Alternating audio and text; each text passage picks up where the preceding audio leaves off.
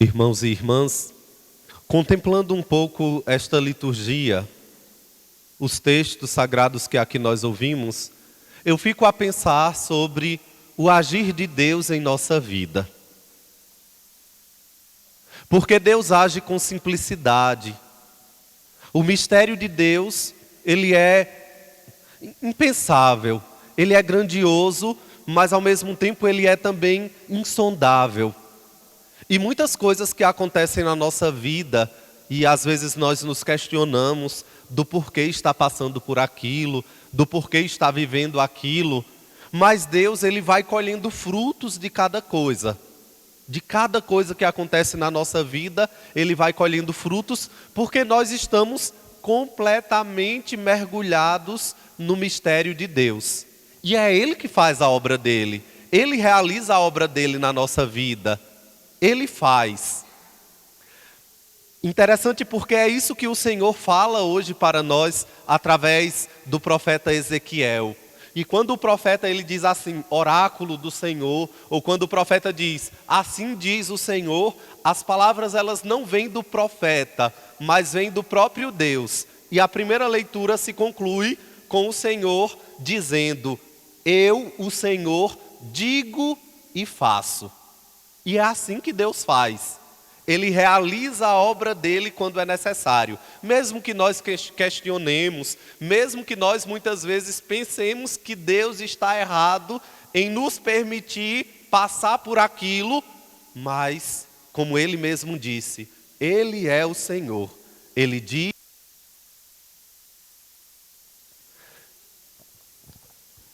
E aí nós vimos, nesta mesma profecia, o Senhor dizendo tudo aquilo que Ele realizaria com o povo de Israel em um momento crítico, em um momento de angústia. Deus fala isso de maneira simbólica, através do profeta. Ele começa dizendo assim, eu mesmo, vejam que existe um destaque aqui, né? Não é apenas eu tirarei. Não, outros poderiam ter feito isso pela sua fidelidade, mas não fizeram. Então o Senhor diz, eu mesmo tirarei um galho da copa do cedro, do mais alto de seus ramos, arrancarei um broto e o plantarei no monte mais elevado, no monte alto e elevado.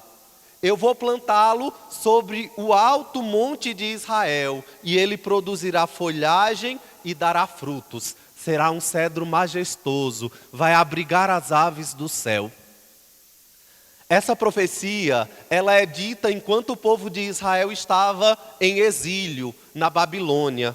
O povo de Israel estava preso, o povo de Israel estava fora da sua terra, fora do seu lugar de culto, que é o templo. Sua fé estava sendo massacrada, sua cultura estava sendo massacrada.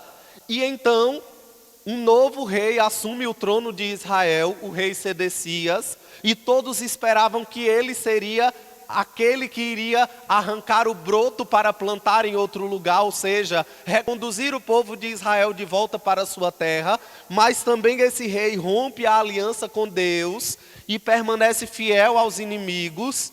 Então, por fim, o Senhor fala ao seu povo, eu mesmo vou arrancar um broto do topo do cedro e vou plantá-lo no alto monte de Israel. O que é que Deus está querendo dizer com isso? Ele está dizendo, eu vou tirar o povo de Israel daqui de onde ele está, do exílio, e vou levar para o monte Sião, vou levar para as terras de Israel, para o lugar da minha presença, o lugar de culto.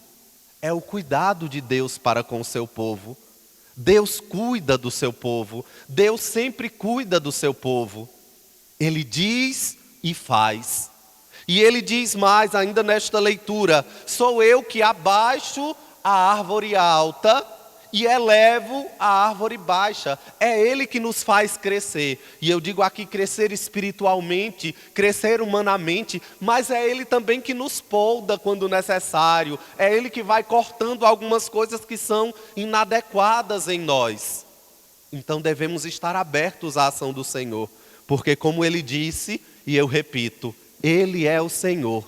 Se ele diz, ele faz. Quando ele diz, ele faz. Abramo-nos à ação dele.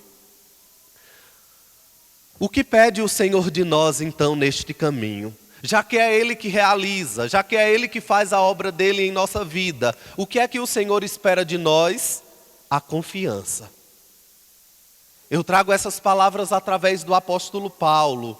Estamos sempre cheios de confiança.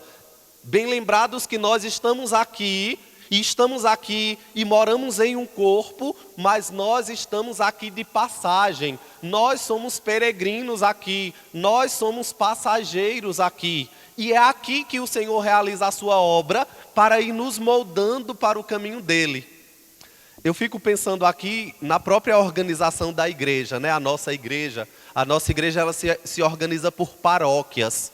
A palavra paróquia significa exatamente isto, lugar de passagem, lugar de hospedagem. Nós não estamos aqui para permanecermos aqui. Nós somos peregrinos aqui, somos passageiros aqui. Estamos de passagem e o nosso lugar, a nossa meta é o céu. O apóstolo fala até desse desejo do céu, esse desejo de se encontrar com Deus. No entanto, enquanto estivermos aqui, devemos lutar, devemos buscar para estarmos preparados para nos colocar na presença do Senhor, porque diante da presença do Senhor, todos receberemos a devida recompensa, seja o prêmio ou seja o castigo, de acordo com a nossa conduta, de acordo com aquilo que fizemos em nossa vida corporal, é o que nos diz o apóstolo. Então, irmãos e irmãs, nos empenhemos, lutemos, busquemos ser agradáveis ao Senhor. Busquemos agradar ao Senhor, fazer a vontade do Senhor. E para fazermos a vontade do Senhor, no Evangelho hoje, Ele mesmo, Jesus, nos dá um indicativo.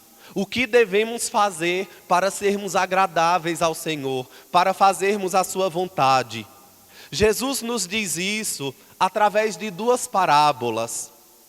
A parábola da semente que cresce sozinha, porque quando alguém semeia, não é quem faz crescer, simplesmente semeia, mas a semente ela cresce misteriosamente. Olha aqui o mistério de Deus, o mistério do reino, ele acontece assim. A semente é plantada, mas cresce misteriosamente porque é a graça de Deus que vai nos convertendo, é a graça de Deus que vai nos transformando, nos poldando, nos mudando. É a graça de Deus que vai crescendo em nós para gerar frutos em nós.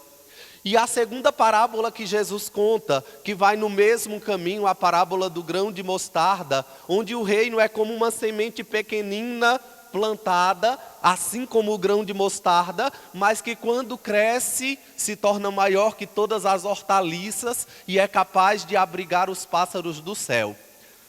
Jesus está descrevendo aqui os mistérios de Deus. E diante desses mistérios, qual deve ser a nossa atitude? É essa pergunta que eu trouxe.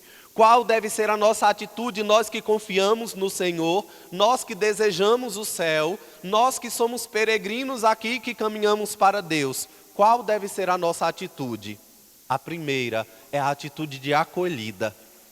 É preciso saber acolher a semente do reino. É preciso saber acolher a semente da palavra de Deus, que chega pequenina, misteriosamente, muitas vezes quase imperceptível, mas que está ali no nosso coração.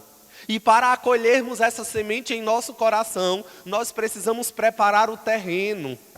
Lembram da outra parábola do semeador que saiu a semear? O terreno, um terreno pedregoso, um terreno cheio de espinhos, um terreno duro, de beira de estrada, à beira do caminho, um terreno bom. Nós precisamos preparar o terreno do nosso coração para acolher a semente do reino, acolher a semente da palavra de Deus. Nós precisamos arrancar as pedras, arrancar os espinhos, tirar a sujeira que muitas vezes nós levamos em nosso coração e que impede que o reino de Deus se desenvolva. Então, esta é a primeira atitude. Porque nessa atitude, nós nos colocamos nas mãos de Deus. Nós permitimos que o reino de Deus, que a graça de Deus cresça em nós. E a segunda atitude, que é também fundamental, e que nós somos chamados a ter aqui neste mundo é que, além de recebermos a semente, nós também, batizados, somos semeadores.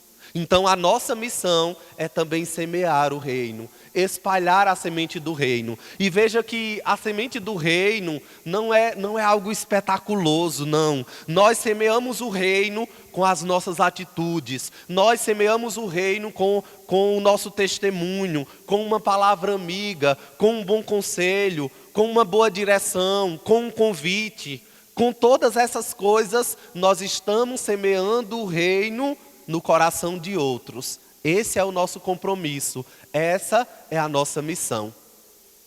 Busquemos, irmãos e irmãs, assumir este compromisso com Cristo, caminhar com Ele para sermos modelados por Ele e nos tornarmos como Ele, semeadores do amor, semeadores do bem, semeadores da fé. E que o Espírito Santo nos conduza na nossa vida e no nosso testemunho cristão.